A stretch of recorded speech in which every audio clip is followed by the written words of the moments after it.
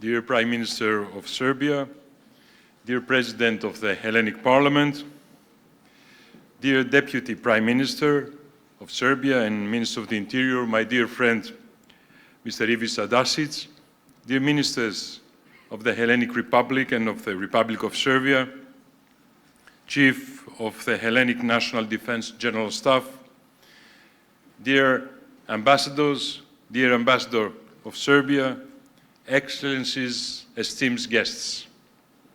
It's such a great honor for me, dear Ambassador, to address you on Serbia's National Day, a profound symbol of Serbia's odyssey towards statehood, freedom, and national dignity. As you were kind enough to say just before me, Serbia and Greece share historic, spiritual, and strategic ties, forging trials, rooted in cultural kinship, based on our common Orthodox heritage.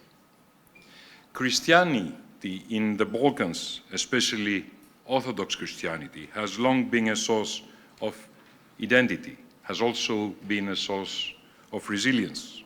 And Greece and Serbia bear the responsibility to safeguard our Christian values, our communities, our heritage, but of course, fully respecting religious diversity and the freedom of all faiths. Similarities in our traditional celebrations and customs reveal how deeply interaction has intertwined us over the centuries that we live together on this peninsula. To this, may I please be allowed to present my personal testament, which I would like to share with you. I have had the honor, and the ambassador was kind enough to mention it, to visit President Vucic's family home twice in the last 3 years on the occasion of St. Nicholas celebration, the patron saint of the family. And I witnessed with my own eyes an atmosphere mirroring a typical Greek family. Profound religious respect, unwavering family bonds, openness to friends and well-wishers, and traditions which are passing to the next generations. I'm also honored to address you today for another reason. As again, the ambassador was kind enough to mention, my home island is the island of Corfu, and Corfu has played a significant role and holds a place in every Serbian heart. My law firm's office in Corfu, allow me to say, is right opposite of the Serbian consulate. I remember the Serbian flag flying opposite my window in all my last decades. And so I have been extremely familiar with Serbia and its people, even before, long before, my political involvement. As you all know, in World War I, Corfu sheltered Serbia's heroic army post-retreat through the Albanian mountains, and Corfians openly had their homes to serve food and solace amid strains with the Serbian soldiers. This was immortalized in a famous ballad, Tamo Daleko, that epic march to salvation, a song so close to my heart that I had the privilege to hear from my good friend, Minister Dačić, who is with us today. And believe me, he sings it in a very, very emotional way.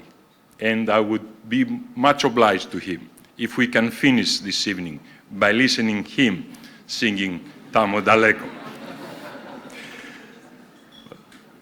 Ladies and gentlemen, even more military cemeteries and widows' cemetery are sacred bridges, dear ambassadors, of our brotherhood.